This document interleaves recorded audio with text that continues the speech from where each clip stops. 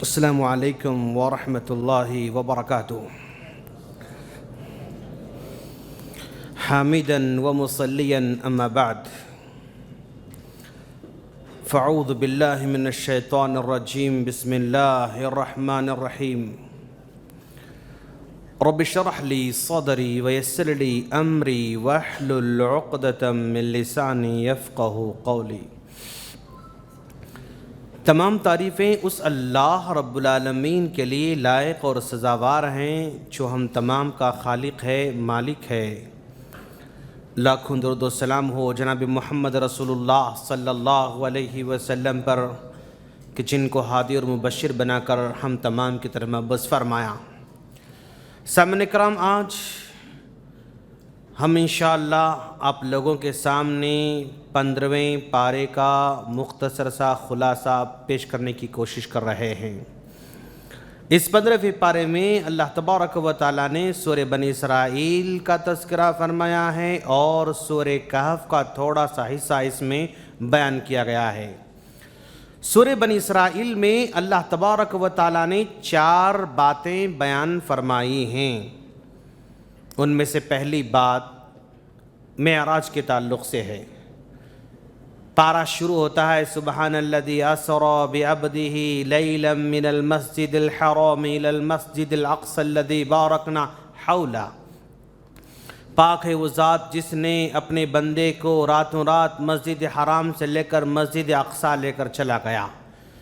اس پہلی آیت میں اللہ تبارک و تعالیٰ نے معراج کا تذکرہ فرمایا ہے۔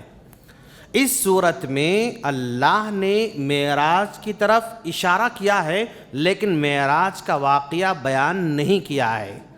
معراج میں کیا ہوا، اللہ کے رسول صلی اللہ علیہ وسلم کیسے گئے، کہاں گئے اور کب واپس لوٹے، یہ ساری کی ساری باتیں قرآن مجید کے اندر نہیں ہیں بلکہ احادیث مبارکہ کے اندر ہیں۔ ہم نے کئی مرتبہ معراج کا واقعہ سن رکھا ہے، بار بار واقعے کو ہم نے سنا ہے، لیکن میں آپ لوگوں کے سامنے معراج کا واقعہ دہراؤں گا نہیں بلکہ معراج سے ہمیں کیا سبق ملتا ہے اس پر روشنی ڈالنے کی کوشش کروں گا انشاءاللہ، تاکہ واقعہ تو آپ معلوم ہیں لیکن واقعے کو بار بار تو سنتے آ رہے ہیں، اس واقعے سے ہمیں کیا سبق لینا چاہیے، اس واقعے سے ہمیں کیا سیکھنا چاہیے، اس پر میری نظر رہے گی انشاءاللہ۔ تو سامعین کرام، چلیے ہم ذرا دیکھتے ہیں اللہ تبارک و تعالیٰ نے پیارے نبی صلی اللہ علیہ وسلم کو معراج کے لیے حرم سے یعنی مکہ مکرمہ سے لے کر بیت المقدس تک لے چلا گیا، اور اس کا سفر حرم سے لے کر مسجد حرام سے لے کر بیت المقدس کا جو سفر رہا وہ براق کے ذریعے رہا۔ اللہ تبارک و تعالی اگر چاہتا تو بلا براق کے بھی اللہ ان کو لے جا سکتا تھا، اور براق کی اللہ تبارک و تعالی کو کوئی ضرورت نہیں ہے اور نہ ہی اس سفر میں کسی سواری کی ضرورت ہے، لیکن اللہ تبارک و تعالی اس موقع پر براق کے ذریعے سفر کرا کہ یہ بتانا چاہتا ہے کہ یہ عالم اسباب ہے، یہاں پر ہم کو اسباب اختیار کرنا پڑتا ہے۔ اللہ اسباب اختیار کرنے کی تلقین کر رہا ہے۔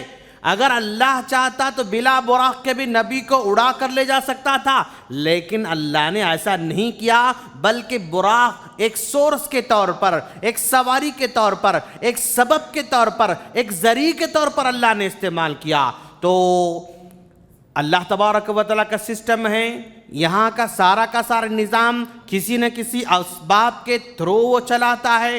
اب جنگ بدر کو ذرا دیکھیں آپ، جنگ بدر میں اگر اللہ تبارک و تعالیٰ چاہتا تو نبی کے جنگ میں جائے بغیر بھی جتا سکتا تھا۔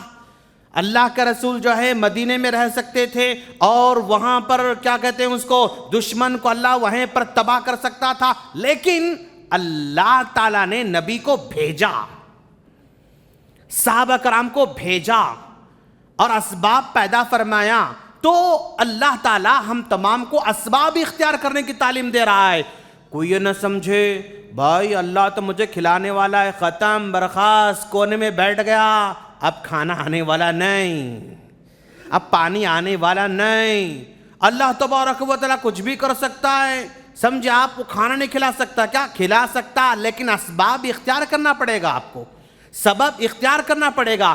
تو پہلا سبق یعنی براق سے ہم کو یہ سمجھ میں آ رہا ہے اسباب اختیار کرنا چاہیے، سورس اختیار کرنا چاہیے، اسباب کے تھرو اللہ تعالیٰ کامیابی عطا فرمانے والا ہے۔ اور دوسرا سبق معراج کے موقع پر ہم کو یہ ملتا ہے، اللہ کے رسول صلی اللہ علیہ وسلم مسجد حرام سے مسجد اقصیٰ چلے گئے، وہاں جانے کے بعد اللہ کے رسول صلی اللہ علیہ وسلم براق کو باندھ کے رکھا۔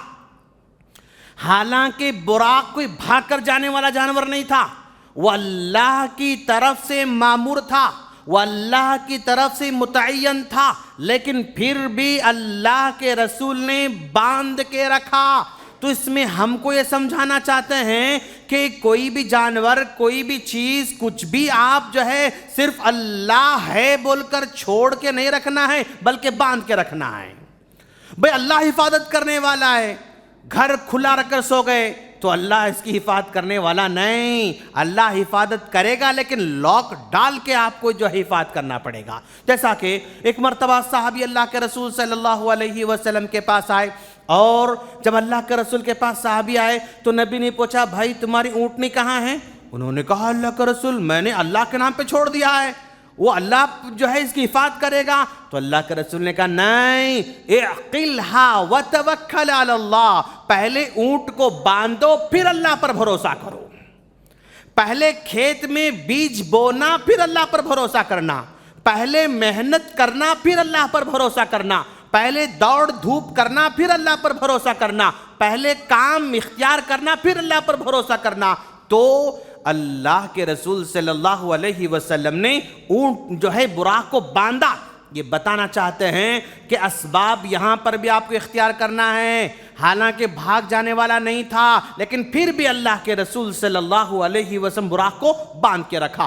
زندگی کے ہر مسئلے میں پہلے آپ کو سبب اختیار کرنا ہے، دوڑ دھوپ کرنا ہے، محنت کرنا ہے، پوری کوشش کرنا ہے۔ السعی منا والاتمام من اللہ، کوشش ہماری طرف سے ہونا چاہیے اور کامیابی اللہ کی طرف سے ہونے والی ہے۔ دو باتیں ہم کو سمجھ میں آ گئیں، یاد رکھیں آپ، کوشچن کرنے والا انشاءاللہ میں۔ تیسرا سبق معراج کے موقع پر کیا ملتا ہے بھائی؟ اب وہاں پر مسجد اقصیٰ میں جمع ہوئے ہیں، سارے کے سارے انبیاء کرام جمع ہوئے ہیں، نماز کا وقت ہو رہا ہے، نماز پڑھانے کا ٹائم ہو رہا ہے، سب بڑے بڑے نبی وہاں پر کھڑے ہوئے ہیں، ابراہیم علیہ السلام بھی ہیں، موسیٰ علیہ السلام بھی ہیں، عیسیٰ علیہ السلام بھی ہیں، بڑے بڑے سلیمان علیہ السلام بھی ہیں، اور داؤد علیہ السلام بھی ہیں، بڑے بڑے انبیاء کرام ہیں، لیکن کوئی بھی امامت کے لیے آگے نہیں بڑھ رہا ہے، وہاں پر کوئی بھی آگے نہیں بڑھ رہا ہے، اور اللہ کے رسول صلی اللہ علیہ وسلم بھی آگے نہیں بڑھ رہے ہیں۔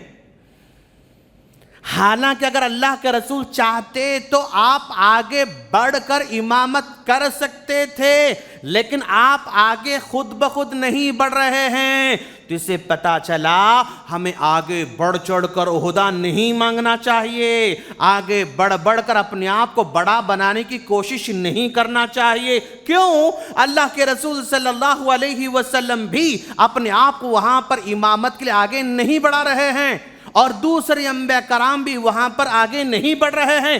دوسرے انبیاء کرام نے اللہ کے رسول صلی اللہ علیہ وسلم کو آگے بڑھایا تو آگے بڑھے۔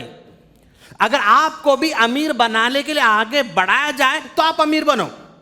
میں آگے بڑھ کر امیر بنوں گا، میں آگے بڑھ کر ذمہ دار بنوں گا، میں آگے بڑھ کر سوسائٹی چلاؤں گا، میں آگے بڑھ کر متولی بنوں گا، میں آگے بڑھ کر صدر بنوں گا، میں آگے بڑھ کر فلاں، نہیں۔ پیارے نبی صلی اللہ علیہ وسلم کا فرمان ہے، اگر کوئی آدمی دنیا کے اندر عہدہ مانگ کر لیتا ہے تو اللہ تبارک و تعالیٰ کی مدد اس سے ختم ہو جاتی ہے، اللہ اس کے حوالے کر دیتا ہے۔ اگر کسی کو امامت، کسی کو ذمہ داری دی جاتی ہے اور کوئی اس کو بڑا بناتا ہے تو پھر اللہ تبارک و تعالیٰ کی مدد ان لوگوں کو ہوتی ہے۔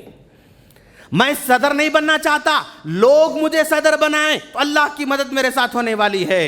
میں آگے بڑھ کر صدر بننا چاہتا ہوں، لڑتا ہوں، آگے بڑھ کر متولی بننا چاہتا ہوں، فلاں بننا چاہتا ہوں، اور مجھے بنانے کے لیے میں کورٹ تک جاتا ہوں، عدالت تک جاتا ہوں، تو پھر اللہ تبارک و تعالیٰ کی مدد ملنے والی نہیں ہے۔ تیسرا سبق ہم کو معلوم ہوا۔ اس کے بعد کا سبق کیا ہے؟ اللہ کے رسول صلی اللہ علیہ وسلم یہاں سے اب براق سے اوپر جا رہے ہیں۔ اب اوپر جاتے ہیں تو وہاں پر بھی براق کا استعمال ہو رہا ہے، سبب کا استعمال ہو رہا ہے، اور پہلے آسمان پر پہنچے تو وہاں پر آسمان کا دروازہ بند تھا۔ فرشتے نے حضرت جبرائیل علیہ السلام نے دروازہ کھٹکھٹایا۔ اندر کا دربان کہتا ہے کہ کون ہو؟ یہاں حضرت جبرائیل علیہ السلام کہتے ہیں کہ میں ہوں۔ آپ پھر وہاں سے کہتا آپ کے ساتھ کون ہیں؟ کہتے ہیں کہ میرے ساتھ محمد صلی اللہ علیہ وسلم ہیں۔ اندر سے کہا جاتا کیا ان کو آنے کا حکم دیا گیا ہے؟ کیا ان کو آنے کی پرمیشن دی گئی ہے؟ ہاں، ان کو آنے کی پرمیشن دی گئی ہے۔ اب دروازہ کھلتا ہے۔ اس سے پتہ چلا اگر ہم بھی کسی کے پاس جاتے ہیں تو ہمیں بھی پہلے پرمیشن لینا پڑے گا، ہمیں بھی دروازہ کھٹکھٹانا پڑے گا، ہمیں بھی آواز لگانا پڑے گا، یا پہلے سے فون کر کے کال کر کے اطلاع دینا پڑے گا۔ بالکل انجان بن کر سب سے پہلے کسی گھر کو نہیں ٹپکنا چاہیے، اطلاع دینا اور پرمیشن لینا۔ پیارے نبی صلی اللہ علیہ وسلم نے فرمایا اگر آپ کسی کے گھر کو جاتے ہیں تو 1 بار سلام کر کے پرمیشن لیں گے، 2 بار سلام کریں گے، 3 بار سلام کریں گے۔ اگر جواب آتا ہے تو پھر آپ جا سکتے ہیں، اگر جواب نہیں آ رہا ہے واپس لوٹ کر چلے جانا ہے، واپس لوٹ کر اپنے گھر کو چلے جانا ہے۔ تو گویا ہم جہاں بھی جائیں گے پرمیشن لے کے جائیں گے، بنا پرمیشن کے ہم نہیں جائیں گے۔ یہ ہم کو سبق یہاں سے ملتا ہے۔ اور اس کے بعد 5واں سبق کیا مل رہا ہے بھائی؟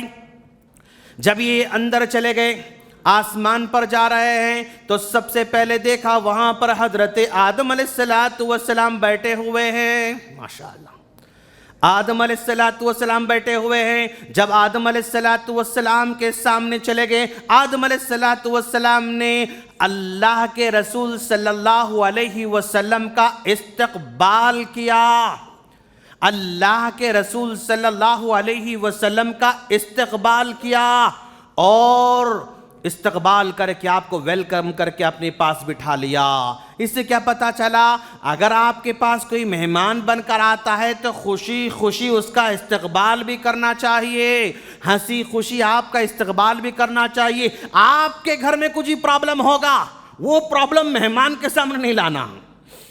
آپ کے گھر میں کچھ بھی سکھ دکھ ہوگا، لیکن وہ سکھ دکھ کا اظہار مہمان کے سامنے نہیں کرنا، بلکہ مہمان کا خوش دلی سے استقبال کرنا۔ اس بات سے ہم کو پتہ چلتا ہے۔ اور اس کے بعد اللہ کے رسول صلی اللہ علیہ وسلم نے دیکھا آدم علیہ السلام بیٹھے ہوئے ہیں، اپنے سیدھی جانب دیکھتے ہیں تو ہنس رہے ہیں، مسکرا رہے ہیں، اور اپنے بائیں جانب دیکھتے ہیں تو رو رہے ہیں۔ کہا بھئی ایسا کیوں ہو رہا ہے؟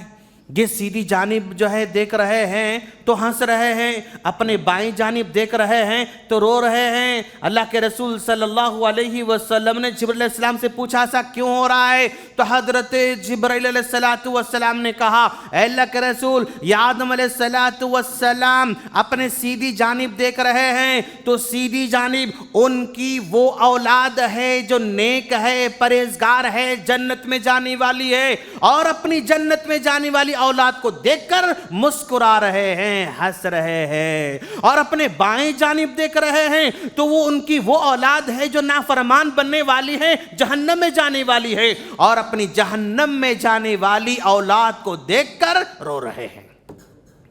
کیا سبق ملا اس سے؟ سبق یہ ملا آدمی کو اپنے اولاد کی فکر کرنا چاہیے۔ اگر ہمارے بچے نیک ہیں تو ہمیں خوش ہونا چاہیے، اگر ہمارے بچے نمازی ہیں تو ہمیں خوش ہونا چاہیے، اگر ہمارے بچے فرما بردار ہیں تو ہمیں خوش ہونا چاہیے، اگر ہمارے بچے روزے دار ہیں تو ہمیں خوش ہونا چاہیے۔ اپنے بچوں کی، اپنے بیویوں کی، اپنے بیٹیوں کی نیکیوں کو دیکھ کر آدمی کو خوش ہونا چاہیے۔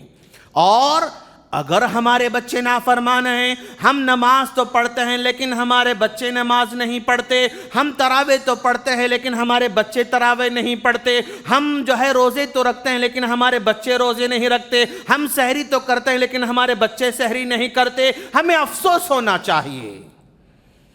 اگر افسوس ہو رہا ہے تو اس سے ہم کو لیسن مل رہا ہے، ہم فطرت پر باقی ہے۔ بچہ پڑھتا نہیں پڑھتا، اٹھتا نہیں اٹھتا، جاتا نہیں جاتا، کوئی فرق نہیں پڑ رہا، تو پھر ہم فطرت سلیمہ پر باقی نہیں ہیں۔ کیوں؟ آدم علیہ السلام کو اپنے نافرمان اولاد کو دیکھ کر تکلیف ہوئی تھی، ہمیں بھی اپنے نافرمان اولاد کو دیکھ کر تکلیف کا احساس ہونا چاہیے۔ 5 سبق ملے ماشاءاللہ۔ چھٹا سبق ہم آپ کو یہ بتانے جا رہے ہیں، اللہ کے رسول صلی اللہ علیہ وسلم نے جنت کا مشاہدہ فرمایا، پیارے نبی صلی اللہ علیہ وسلم نے جہنم کا مشاہدہ فرمایا، دونوں کے دونوں مشاہدہ ہو گئے۔ اور اللہ تبارک و تعالی ابن آدم کو، یعنی اللہ کے رسول صلی اللہ علیہ وسلم کو، امت مسلمہ کو، امت محمدیہ کو جو تحفہ دینا تھا دے دیا۔ کیا تحفہ دیا بھائی اللہ کے رسول صلی اللہ علیہ وسلم کو؟ 50 وقت کی نماز کا تحفہ دیا، 50 وقت کی نماز کا تحفہ دیا۔ اب تحفہ لے کر اللہ کے رسول صلی اللہ علیہ وسلم خوشی خوشی واپس لوٹ کر آ رہے ہیں۔ اللہ کے رسول صلی اللہ علیہ وسلم تحفہ لے کر خوشی خوشی واپس لوٹ کر آ رہے ہیں۔ راستے میں حضرت موسیٰ علیہ السلام سے ملاقات ہوتی ہے۔ جب حضرت موسیٰ علیہ السلام سے ملاقات ہوئی تو حضرت موسیٰ علیہ السلام نے کہا، اے اللہ کے رسول، آپ کو اللہ نے کیا تحفہ دیا ہے؟ تو اللہ کے رسول نے خوشی خوشی کہا، اے موسیٰ، میرے رب نے مجھے اور میری امت کو 50 نمازوں کا تحفہ دیا ہے۔ اتنا سننا تھا، حضرت موسیٰ علیہ السلام پریشان ہو گئے، کہا، محمد اللہ کے رسول، میری امت تو 2 وقت کی نماز نہیں پڑھ سکتی تھی، آپ کی امت 50 وقت کی نماز کہاں پڑھ سکتی ہے؟ جاؤ جا کر کم کرا کے آؤ، واپس لوٹ کر جاؤ، جا کر کم کرا کے آؤ۔ اب اللہ کے رسول صلی اللہ علیہ وسلم چلے گئے اور اللہ سے کہا کہ اے اللہ ذرا کچھ کم کر دو۔ ہاں، اللہ نے 45 ٹائم کی کر دیا۔ پھر راستے ملاقات ہوئی، پھر موسیٰ نے کہا کتنی کم ہوئی؟ 5 نمازیں کم ہوئے۔ کہا جاؤ، نہیں پڑھ سکتی آپ کی امت، پھر کم کرا کے آؤ۔ پھر گئے، 40 ہوئی، پھر آئے، پھر بولے، پھر گئے، پھر بولے، پھر گئے، آخر میں کتنی بچی بھائی؟ 5 نمازوں کی 5 نمازیں بچے۔ اس سے پتہ چلتا ہے کہ ایک بارگننگ کر سکتے اپنا، بارگننگ کر سکتے ہم۔ کیا مطلب؟ نہیں سمجھ میں ہاں، یعنی ریٹاں کم کرا سکتے۔ اللہ تعالیٰ کے پاس جا کر ہم کم کرا رہے ہیں، 50 کو 5 روپے میں لے کر آ رہے ہیں۔ 50 روپے ریٹ تھا، کہاں لے کتا کم کرا کے آئے؟ 5 روپے ریٹ کر کے لے کے آئے۔ اور پھر اللہ نے کہا اگر آپ کی امت 5 وقت کی نماز پڑھتی ہے تو 50 وقت کی نماز کا ثواب ملنے والا۔ جاؤ۔ موسیٰ علیہ السلام نے کہا، اللہ کا رسول 5 وقت کی بھی آپ کی امت نہیں پڑھ سکتی، جاؤ کم کر کے آؤ۔ تو اللہ کے رسول نے کہا، موسیٰ شرم آتی ہے مجھے، اور کتنا کم کراؤں، اور کتنا کم کراؤں، اور کتنا کم کراؤں۔ اور اللہ نے کہا ہے کہ 5 بھی اگر پڑھ لو نا، 50 وقت کی نماز کا ثواب دینے والا۔ اب واپس لوٹ کر جانے والا نہیں بھائی، بس اب اور کم نہیں کرا سکتے، اپن چلے جانا ہے۔ تو پھر اس حادثے سے، اس واقعے سے کیا پتہ چلتا ہے؟ پہلی بات یہ پتہ چل رہی ہے، اس سبق مل رہا ہے کہ آدمی کے پاس اگر کوئی تجربہ ہے، کچھ معلومات ہیں اور سامنے والے کو اس چیز کا علم نہیں ہے تو شیئر کرنا چاہیے۔ موسیٰ علیہ السلام کو پہلے تجربہ تھا، قوم کیا کرتی کیا نہیں کرتی، کتنا ستاتی کتنا نہیں ستاتی، کتنا عمل کرتے کتنا عمل، پورا نالج تھا موسیٰ علیہ السلام کو. تو موسیٰ علیہ السلام نے اپنے تجربے کو اللہ کے رسول سے شیئر کیا. کہا میری امت نہیں پڑھتی تھی تو اب آپ کی امت کیا پڑھے گی، نہیں پڑھ سکتی، کم کرا کے آؤ. تو موسیٰ علیہ السلام نے اپنے تجربے کو اللہ کے رسول کے حوالے کر دیا. تو زندگی میں اگر ہمارے پاس بھی کچھ تجربہ ہے، کچھ معلومات ہیں، کچھ علم ہے، سامنے والے کو اس کا پتہ نہیں ہے، تو ہمیں اپنے تجربے کو، معلومات کو شیئر کرنے کی ضرورت ہے. دوست شیئر کرنا ہے. اچھا، اللہ کے رسول صلی اللہ علیہ وسلم نے مشورے کو قبول کر لیا. مشورے کو قبول کر لیا یعنی اگر ہمارے سامنے کوئی آدمی اپنی بات کو شیئر کرتا ہے، تجربے کو پیش کرتا ہے، تو ہمیں قبول کرنے کی صفت پیدا کرنا چاہیے.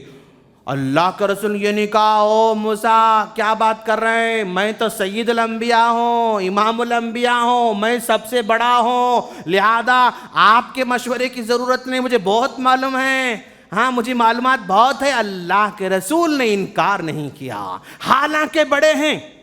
انا سید ولد آدم یوم القیامہ، میں قیامت کے دن بنی آدم کا سردار رہوں گا. قیامت کے دن اللہ کا رسول موسیٰ علیہ السلام کے بھی سردار ہوں گے، ابراہیم علیہ السلام کے بھی سردار ہوں گے، اسماعیل علیہ السلام کے سردار ہوں گے، سب کے سردار ہوں گے. لیکن سردار ہونے کے باوجود بھی موسیٰ علیہ السلام نے جو مشورہ دیا آپ نے اس کو قبول کر لیا. تو آدمی کے سامنے کوئی بات آتی ہے، اپنے آپ کو بڑا سمجھ کر، انا میں آ کر، دوسروں کو چھوٹا سمجھ کر بات کو رد نہیں کرنا چاہیے. اگر فائدہ مند بات ہے تو قبول کر لینا چاہیے. اس سے ہم کو سبق مل رہا ہے. چھٹا سبق ہوا. اور اب ساتواں سبق میں کیا مل رہا ہے؟ اب اللہ کے رسول صلی اللہ علیہ وسلم آنے کے بعد جو ہے اس واقعے کو لوگوں کے سامنے شیئر کیا، لوگوں کے سامنے بتا دیا. اب جیسے ہی کفار مکہ کو یہ بات معلوم ہوئی محمد یہ کہہ رہا ہے وہ ایک ہی رات میں جو ہے یہ مکہ سے بیت المقدس چلا گیا، بیت المقدس سے ساتواں آسمان، جنت جہنم سوپ دے کر پھر بیت المقدس پھر مکہ آیا، کیسا ہو سکتا ہے؟ مکہ سے بیت المقدس جانے کے لیے 40 دن کا ٹائم لگتا ہے، اور پھر وہاں سے واپس لوٹ کر آنے کے لیے 40 دن کا ٹائم لگتا ہے. 40 اور 40 80 دن کا سفر، پھر وہ بھی آسمان میں جانے کا تصور ہی نہیں ہو سکتا. اتنی بڑی بڑی باتیں کر رہا. اب چلو ان کو جھٹلانے کا موقع مل گیا، ہم کو ان کی باتوں کو رد کرنے کا موقع مل گیا. ادھر کہا جا رہا ہے یہ کیسی پاگل باتیں کر رہا ہے، یہ کیسی باتیں کر رہا ہے. ابو جہل کو فوراً نسخہ مل گیا نبی کو جھٹلانے کا. جھٹ سے بات لے لیا. دوڑتے ابو بکر صدیق رضی اللہ تعالی عنہ کے پاس چلا گیا. جا کر کہا ابو بکر، اگر کوئی آدمی یہ کہتا ہے کہ بھئی وہ ایک ہی رات میں مکہ سے بیت المقدس چلا گیا، پھر آسمان میں گیا، پھر اسی رات میں آیا، پھر اسی رات میں واپس بیت المقدس سے مکہ آیا، کیا ہو سکتا ہے؟ کیا پاسبل ہو سکتا ہے؟ 80 دن کا سفر ایک رات میں طے کر کے بول رہے ہیں، کیا ہو سکتا ہے؟ اور ہاں کیسے ہو سکتا؟ ہو ہی نہیں سکتا ایسا تو ہو ہی نہیں سکتا. تو ابو جہل نے مسکراتے ہوئے کہا، نہیں ہوتا نا؟ ہاں نہیں ہوتا. پکا نہیں ہوتا نا؟ ہاں پکا نہیں ہوتا. بالکل نہیں ہوتا نا؟ ہاں بالکل نہیں ہوتا. یہ بات تمہارے دوست محمد بول رہے ہیں. یہ بات کون بول رہے؟ تمہارے دوست محمد بول رہے ہیں. اچھا محمد صلی اللہ علیہ وسلم بول رہے ہیں، تب تو ہو سکتا ہے. کیوں؟ اس لیے کہ آپ نبی ہونے کے ناطے بات بول رہے ہیں، نبی ہونے کی حیثیت سے بول رہے ہیں. جو بات نبی صلی اللہ علیہ وسلم نبی ہونے کی حیثیت سے بولیں، وہ بات ہمارے سمجھ میں آئے یا نہ آئے قبول کرنا ہے. یہ سبق مل رہا ہم کو. کوئی نبی کی بات سمجھ میں نہیں آ رہی، کوئی نبی کی سنت ہم کو سمجھ میں نہیں آ رہی، کوئی نبی کا عمل ہم کو سمجھ میں نہیں آ رہا، تو ہماری سمجھ میں آئے یا نہ آئے بات کو قبول کرنا ہوگا. بات صحیح ہوتی ہے، ہماری عقل اتنی طاقتور نہیں کہ اس کو سمجھے.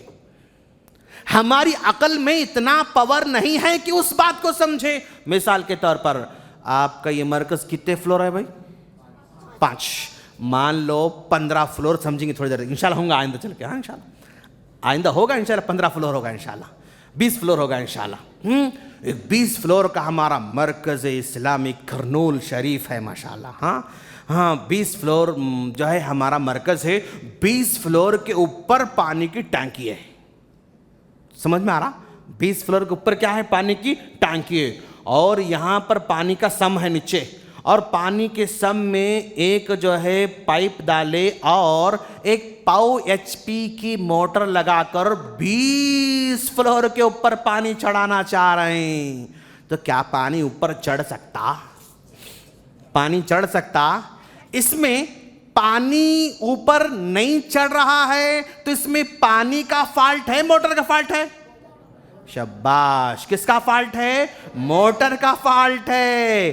تو پانی تو چڑھ سکتا لیکن فالٹ کس کا ہے؟ موٹر کا ہے. تو یہاں پر بھی یہ واقعہ ہے, یہ واقعہ سچا ہے. اگر سمجھ میں نہیں آ رہا تو یہ ہمارے عقل کا فالٹ ہے, واقعے کا فالٹ نہیں ہے, ہماری سمجھ کا فالٹ ہے. جیسے پاؤ HP کی موٹر اوپر نہیں پہنچا سکتی, ہماری چھوٹی عقل اتنے بڑے بڑے کاموں کو نہیں سمجھ سکتی. ہماری عقل نہیں سمجھ رہی تو وہ واقعہ غلط؟ ایسا نہیں, ہماری عقل غلط ہے, ہماری سمجھ بات نہیں آ رہی ہے. تو اس سے پتا چلا کہ دین کی کوئی بھی بات, دین کا کوئی بھی مسئلہ, دین کا کوئی بھی عمل ہم کو سمجھ میں آئے یا نہ آئے, اگر پکا حدیث سے قرآن سے ثابت ہے تو عمل کرنا ہوگا, اس کو زندگی میں لانا ہوگا.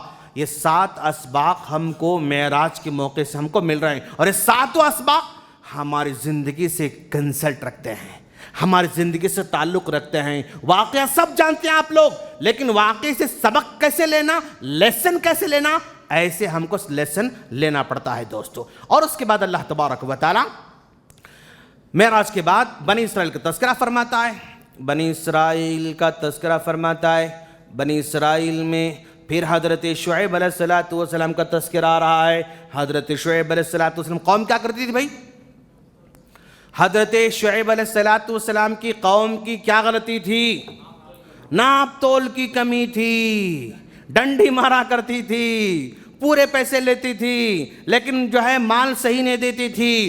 حضرت شعیب علیہ السلام سمجھایا لیکن نہیں سمجھے لوگ نہیں سمجھتے ہیں. آخرکار اللہ تبارک و تعالیٰ کی جانب سے شعیب علیہ السلام کی قوم پر گرم ہوا چھوڑ دیتا اللہ تعالیٰ, گرم ہوا, ایسی گرم ہوا چھوڑ دیتا, طوفان کی طرح ہوا جب چلتی ہے نا, لوگ گرم ہوا سے پریشان ہو کر اپنے گھروں سے نکل کر میدان میں آنا شروع ہو جاتے.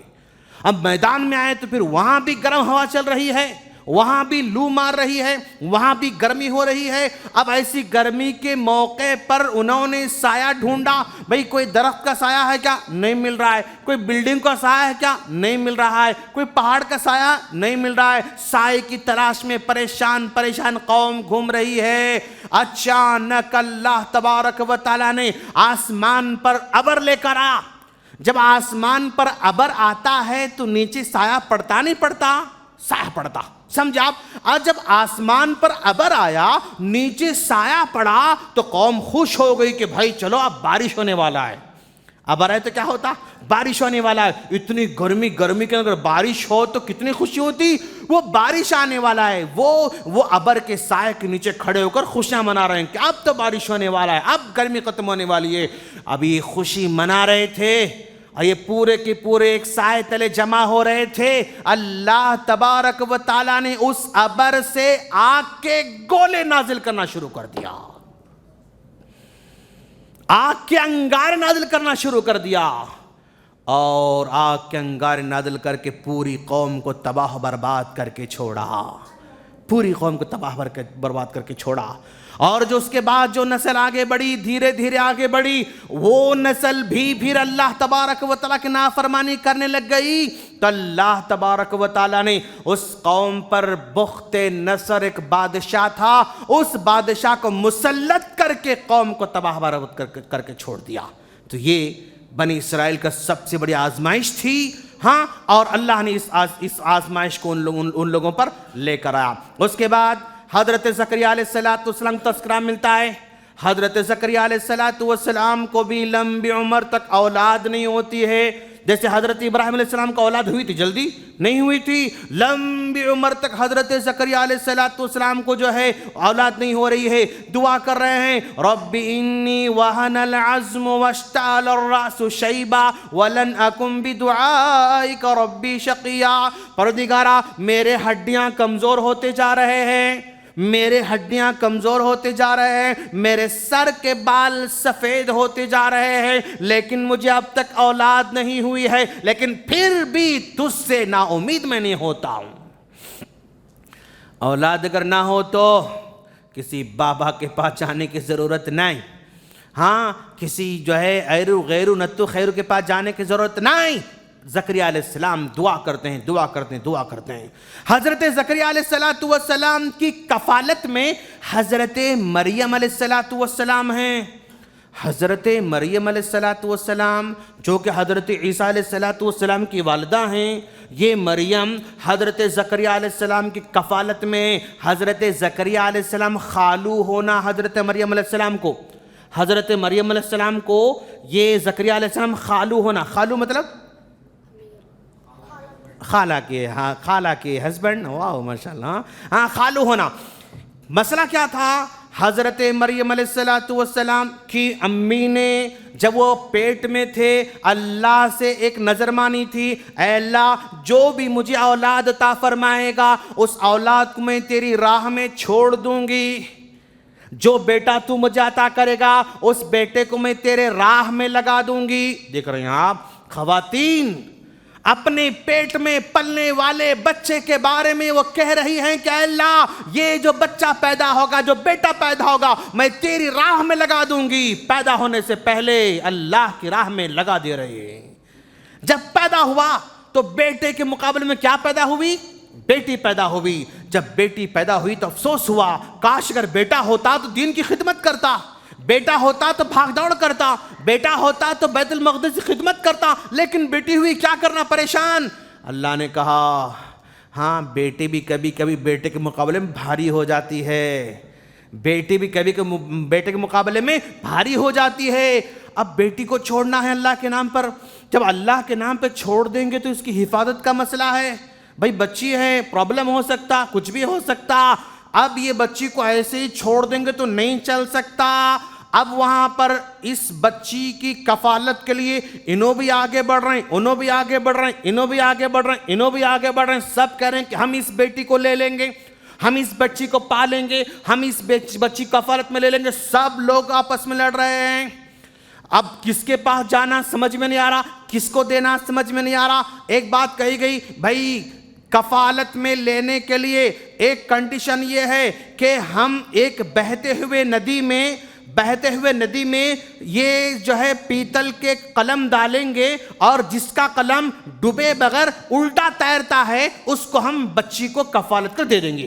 کیا شرط ہے، کنڈیشن خطرناک، ہاں، قلم ڈوبنا بھی نہیں، سیدھا تیرنا بھی نہیں، الٹا تیرنا، جس کی پین الٹا تیرے گی اس کے حوالے کر دیں گے۔ اب زکریا علیہ السلام نے بھی قلم ڈالا، دوسرے لوگوں نے بھی قلم ڈالا، سب کی قلم ڈوب کے آگے بہ رہے ہیں، زکریا علیہ السلام قلم الٹا بہ رہا ہے۔ جب حضرت زکریا علیہ السلام کا قلم الٹا بہنے لگا تو حضرت مریم علیہ السلام کو حضرت زکریا علیہ السلام کے حوالے کیا گیا۔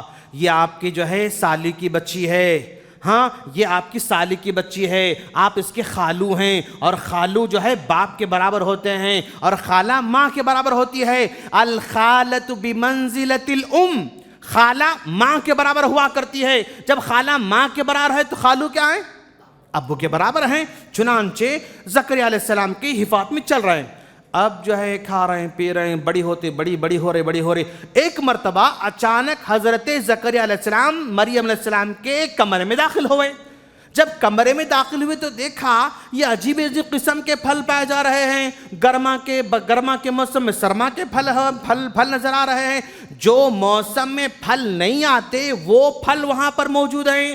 تو زکریا علیہ السلام نے قالت انا لک ھذا، کہا مریم یہ پھل تمہارے پاس کہاں سے آ رہے ہیں؟ اس پھل کا موسم تو نہیں ہے، اس پھل کا موسم بھی نہیں ہے، اس پھل کا نو موسم بھی نہیں ہے، پھر یہ پھل تمہارے پاس آئے کہاں سے؟ قالت ہوا من عند اللہ، کہا یہ سب پھل اللہ کی جانب سے ہیں، اللہ کی جانب سے۔ اللہ جنت سے پھل اتار کر حضرت مریم کو کھلا رہا ہے، مریم علیہ السلام کو کھلا رہا ہے۔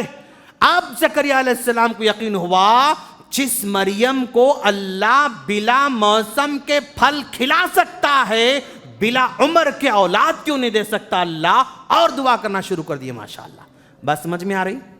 نہیں آئی؟ تھوڑی آئی؟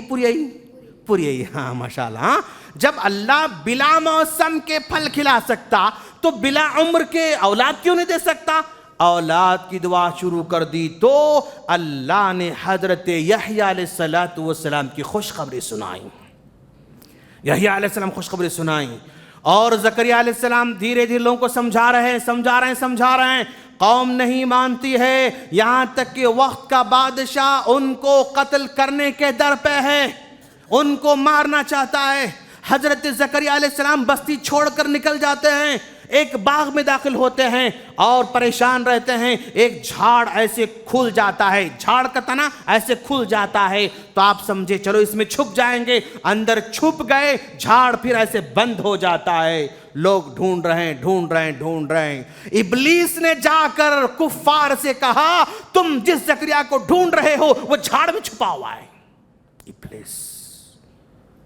ابلیس نے کہا جس زکریا کو تم ڈھونڈ رہے ہو جھاڑ میں چھپا ہوا ہے۔ وہاں گئے تو دیکھا حضرت زکریا علیہ السلام کی قمیض کا چھوٹا سا حصہ باہر نظر آ رہا تھا،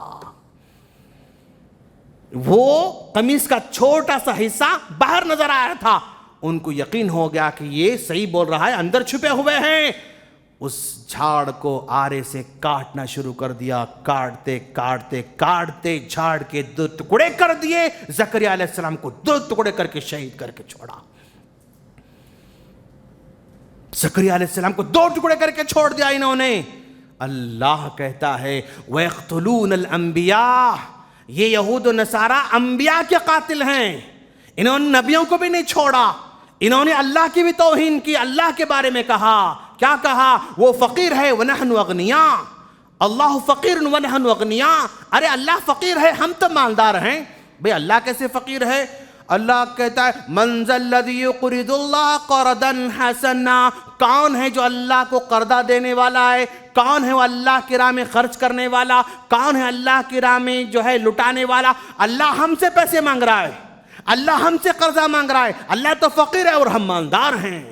یہود نصارہ وہ ہیں جنہوں نے اللہ کی توہین کی، جنہوں نے جبرائیل علیہ السلام کی توہین کی، جنہوں نے انبیاء کرام کی توہین کی، جنہوں نے انبیاء کرام کو قتل کرنے کی کوشش کر قتل بھی کر دیا۔ اس طرح زکریا علیہ السلام کی قوم کو اللہ تبارک و تعالی اس قوم پر بابل نامی بادشاہ کو مسلط کر کے اس قوم کو تباہ کر کے چھوڑ دیتا ہے۔ اس کے بعد آگے اللہ تبارک و تعالی والدین کے بارے میں کہتا ہے وَبِالْوَالِدَيْنِ إِحْسَانًا، والدین کے ساتھ حسن سلوک کرو۔ یاد رکھنا دوست، کتنے بھی بیانہ کرو والدین کے بارے میں، کتنے بھی کتابیں لکھو والدین کے بارے میں، کتنے کانفرنس کرو والدین کے بارے میں، کتنے پامفلیٹ کرو لکھو والدین کے بارے میں، کچھ اثر ہونے والا نہیں۔ جب ماں باپ مرتے ہیں تو یہ اثر ہوتا ہے دوست، یاد رکھنا۔ ماں باپ جب تک زندہ ہیں ان کی کوئی قدر سمجھ میں نہیں آتی، کوئی بیان قدر سمجھا نہیں سکتا، کوئی کتاب قدر سمجھا نہیں سکتی، کوئی کانفرنس جو ہے ہمیں سمجھا نہیں سکتی۔ جب باپ کی آنکھیں بند ہو جاتی ہیں تب سمجھ میں آتا ہے کہ باپ کیا ہے۔ جب ماں کی آنکھیں بند ہو جاتی ہیں تب سمجھ میں آتا ہے کہ ماں کیا تھی۔ یہ عالمیہ ہی الگ ہے، کچھ بھی بولو، وہ جب تک زمین پر رہیں گے سمجھ میں نہیں آتا۔ وہ زمین کے اندر جاتے ہیں تو سمجھ میں آتا ہے کہ باپ ہمارا کتنی فکر کرتا تھا، باپ ہماری کتنی تکلیف سے ہم کو پالا کرتے تھے، خود بھوکے رہتے تھے لیکن اپنے بچوں کو کھلایا کرتے تھے، مٹھائی گھر کو لے کر آتے، ہم سارے بھائی کھا لیتے لیکن ابو کوئی مٹھائی نہیں رکھتے تھے، انہیں ذرا بھی تکلیف نہیں ہوتی تھی کہ بچوں میں مٹھائی لایا مجھے نہیں دے تم کھا لیے۔ کبھی باپ نہیں کہتا ہے دوست، کھلا کر خوش ہو جاتا ہے، پہنا کر خوش ہو جاتا ہے، عید میں پرانے کپڑے خود پہنتا ہے لیکن بچوں کو نئے کپڑے پہناتا ہے، معمولی جوتے خود خریدتا ہے، خود چپل خریدتا ہے لیکن بچوں کو جوتوں میں پھراتا ہے، خود زمین پر بیٹھ کر پڑھا کرتا تھا لیکن بچوں کو بینچ پر بیٹھ کر پڑھنے کی سہولت دیتا ہے، کرنٹ چلا جاتا ہے اٹھ کر بیٹھ جاتا ہے، بچوں کو ہلا کر ہوا دیتا ہے، خود گرمی میں پکتا رہتا ہے۔ عجیب ماں باپ ہیں دوست، عجیب ماں باپ ہیں۔ یہ جب تک زندہ رہتا نا نہیں سمجھ میں آتا، جب جاتے ہیں تو ہی سمجھ میں آتا، جانے کے بعد ہی سمجھ میں آتا۔ رمضان آیا چلو ذرا روزدار کھانا کھلائیں گے، رمضان آیا باوا کے نام پہ تھوڑا صدقہ کریں گے، وہ بھی 2-3 سال تک ایچ، اس کے بعد پھر اب بابا کون ہے اماں کون ہے، نہیں، اپنے بچے، اپنی بیوی، اپنا گھر، اپنے فلاں سب کچھ دنیا اپنے میں لگ جاتی ہے۔ دوست ماں باپ عجیب ہوتے ہیں، یہ اس جھاڑ کی طرح ہیں، جب یہ جھاڑ رہتا ہے نا سب بھائی بہن جھاڑ کے نیچے آ کر بیٹھ جاتے ہیں، اگر جھاڑ ٹوٹ جائے پھر بھائی کبھی آپس میں نہیں ملتے ہیں، یاد رکھو۔ جب تک باپ زندہ رہتا ہے، رمضان کے موقع پر بھائی ایک بنگلورو میں رہتا ہے، ایک حیدرآباد میں رہتا ہے، ایک بامبے رہتا ہے، سب مل کر عید یہاں مناتے ہیں۔ باپ چلا جاتا ہے نا پھر دوبارہ عید منانے کی توفیق نہیں ہوتی مل کر۔ ماں جب تک زندہ رہتی ہے نا وہ سب آ کر مل کر عید یہاں مناتے ہیں، ماں کا سایہ اٹھ جاتا ہے تو پھر دوبارہ کبھی بھائی بہن جمع ہو کر عید نہیں مناتے الا ماشاءاللہ۔ دیکھو آپ لوگ ایسا ہے، یہی دنیا ہے، یہی حقیقت ہے دوست۔ اس لیے اللہ کہتا ہے وَبِالْوَالِدَيْنِ إِحْسَانًا وَبِالْوَالِدَيْنِ إِحْسَانًا، ماں باپ پر احسان کرنا، پیسے دینا، کرایہ دینا، علاج دینا، وہ کرنا، یہی نہیں، ساتھ میں رہ کر احسان کرنا ہے، ساتھ میں رہ کر خدمت کرنا ہے، ساتھ میں رہ کر ان کی دل جوئی کرنا ہے۔ با کا مطلب ساتھ رہ کر جو ہے کام کرنا ہے، اللہ اس کے بارے میں بیان فرما رہا ہے۔ اور پھر آگے بڑھتے بڑھتے اللہ تبارک و تعالی بخیل کے بارے میں کہتا کہ بخیلی نہ کرو، کنجوسی نہ کرو۔ ظاہر بات ہے بخیلی اللہ کو پسند نہیں ہے، نہ ہی نبی کو پسند ہے۔ اور پھر اس کے بعد اللہ آگے کہتا ہے زمین پر اکڑ اکڑ کر مت چلو۔ آگے آیت میں کیا فرماتا؟ زمین پر اکڑ اکڑ کر مت چلو۔ اکڑ اکڑ کر چلنا یہ متکبرین کی علامت ہے۔ کپڑے اچھے ہوں گے، اکڑ کر نہ چلو دوست۔ بینک بیلنس بڑا ہوگا، اکڑ کر نہ چلو دوست۔ علم بڑا ہوگا، اکڑ کر نہ چلو دوست۔ عہدہ بڑا ہوگا، اکڑ کر نہ چلو دوست۔ اکڑ کر نہ چلو، جوتے کتنے بھی عمدہ ہوں گے، اکڑ کر نہ چلو۔ اکڑ کر چلنا یہ صرف جو ہے مردوں کی علامت ہے۔ مردہ بس اکڑا ہوا رہتا ہے، وہ ٹیڑھا نہیں ہو سکتا ہے۔ یہ انکساری کے ساتھ چلنا، عاجزی کے ساتھ چلنا یہ صرف زندوں کا کام ہے، زندوں کا کام ہے۔ اکڑ والے کاموں سے بچنا ہے، اکڑ والے جو ہے عمل سے بچنا ہے، بچ کے دور رہنا ہے۔ اور پھر اللہ تبارک و تعالی اس کے بعد قرآن مجید کی جو ہے فضیلت اور اس کی اہمیت پر جو ہے روشنی ڈالتا ہے۔ پھر آگے چل کر اللہ تبارک و تعالی حضرت موسیٰ علیہ السلام اور اور فرعون کے قصے کا تذکرہ فرماتا ہے، فرعون کے قصے کا تذکرہ فرماتا ہے۔ اور پھر اس کے بعد آگے چلتے چلتے سورہ کہف کا آغاز ہو رہا ہے۔ سورہ کہف کا تھوڑا سا حصہ جو ہے آیا، پھر اس کے بعد وہ 16 پارے کے اندر سورہ کہف کا ایک بڑا حصہ آنے والا ہے، ہم کل اس کے بارے میں بتائیں گے انشاءاللہ۔